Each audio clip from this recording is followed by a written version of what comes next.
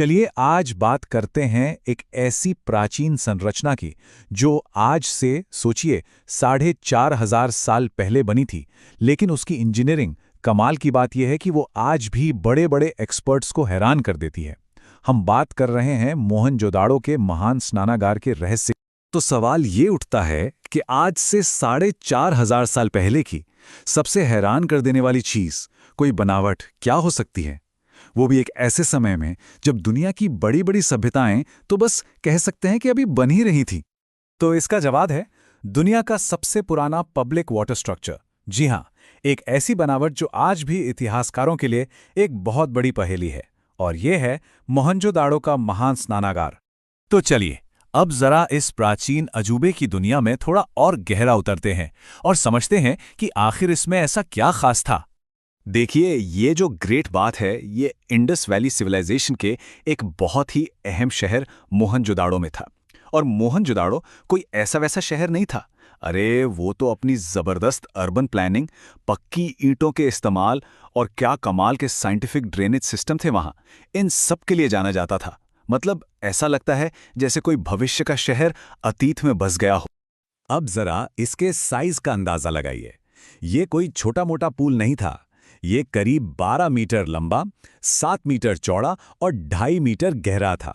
एक बहुत बड़ा रेक्टेंगुलर पुल।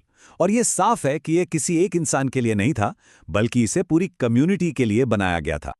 लेकिन पता है क्या, सबसे हैरान करने वाली बात इसका साइज भी नहीं है, वो है इसकी कंस्ट्रक्शन टेक्निक। मतलब आखिर उन्होंने इसे बनाया कैसे, ऐसा क्या किया कि ये हजारों साल बाद भी टिका हुआ है। इसका जो सीक्रेट है ना, वो है इसकी वाटरप्रूफिंग प्रोसेस। कमाल की चीज है। देखिए, सबसे पहले तो उन्होंने पक्की हुई ईंटों को एकदम परफेक्टली फिट किया, एक एक ईंट। फिर उनको जोड़ने के लिए जिप्सम मोटर, मतलब एक तरह के गारे की मोटी लेयर लगाई। और काम यहीं खत्म नहीं हुआ। आखिर में नेचुरल बिटुमेन, जिसे हम तारकोल भी कहते हैं, उससे इसे पूरी तरह सील कर दिया गया। वाटरप्रूफ, सोचिए, एक 3 लेयर प्रोटेक्शन। और इसका रिजल्ट, नतीजा ये हुआ कि एक ऐसी चीज बनी जो इतनी इतनी जबरदस्त वाटरप्रूफ थी कि हजारों साल मौसम की मार, वक्त की मार सब झेलने के बाद भी आज हमारे सामने है। ये उस जमाने की इंजीनियरिंग का क्या शानदार नमूना है। और बात सिर्फ बनाने की नहीं है, वाटर मैनेजमेंट भी एकदम टॉप क्लास था।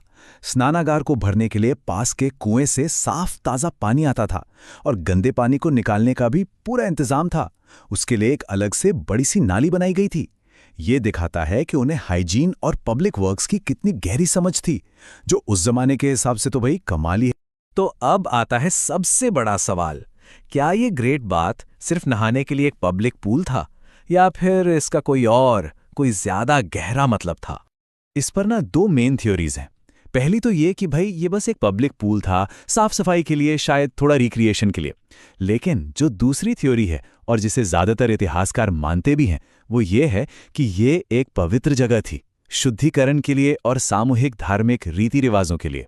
हाँ, ये बात सही है कि आसपास कोई मंदिर या मूर्ति तो नहीं मिली, लेकिन जिस तरह से साफ पानी पर इतना जोर दिया गया है, वो कहीं ना कहीं एक गहरे आध्यात्मिक मकसद की तरफ ही इशारा करता है।